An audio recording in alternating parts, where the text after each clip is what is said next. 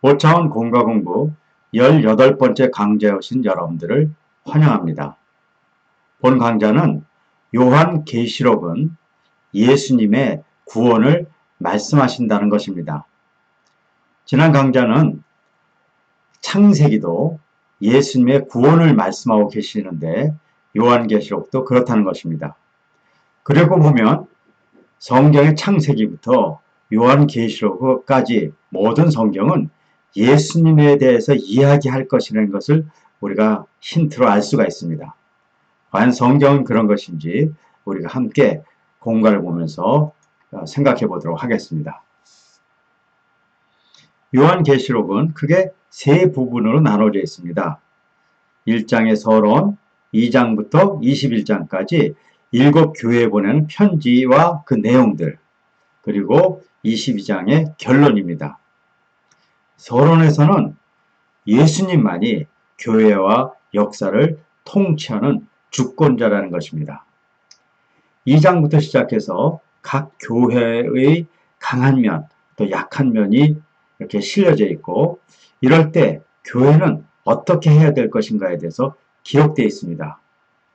그리고 4, 5장부터는 예수 그리스도를 믿지 않고 구원받기를 거부하는 자들에게 하나님은 심판을 내리실 것이라는 것을 이야기하십니다. 20장까지 세상의 사악한 자들에게 임할 하나님의 진로와 또 교회 신실한 사람들에게 베풀어질 하나님의 사랑이 나타나 있습니다.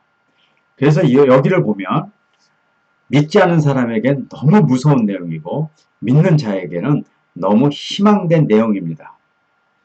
21장부터 22장까지는 예수님이 머리가 되신 교회의 영원한 본향인 새하늘과 새 땅에 대해서 묘사하고 있습니다. 요한계시록은 그 당시 고난과 순교를 당한 성도들에게 소망과 위안을 안겨주었습니다. 하지만 이건 그때 분들에게만 위안을 주는 것이 아니라 우리에게도 동일한 소망과 위안을 주신 것입니다. 요한계시록을 읽으면서 많은 두려운 이야기가 나올지라도 그것은 우리에게 오는 것이 아닙니다. 그런 어렵고 고통스러운 가운데서도 하나님의 백성은 하나님이 구원하신다는 놀라운 사랑의 이야기인 것입니다. 그런 의미에서 요한계시록은 처음부터 끝까지 예수를 믿는 자들에게 예수님을 통해서 오는 구원에 대한 정말 기쁨의 메시지라는 것을 알고 우리가 요한계시록을 볼 수 있어야 되겠습니다. 요한계시록을 보신 이후에 우리가 지난부터 우리가 계속 연습했던 말씀에 이끌려 사는 삶에 대한 훈련도 매일매일 해주시기 바랍니다. 크게 5가지로 나눠져 있죠. 우리가 말씀을 보고 거기에서 예수님의 생각, 하나님의 생각을 우리가 알아내는 것입니다. 그런데 이것은 우리의 노력이 아니라 하나님이 우리에게 깨닫게 해주시는 것이죠. 두 번째는 기도와 찬양으로 하나님과 교제해야 된다는 것입니다. 세 번째는 우리의 몸을 산제사로 드려서 우리가 하나님의 말씀 가운데 이끌려가는 순종의 삶을 살아야 된다는 것입니다.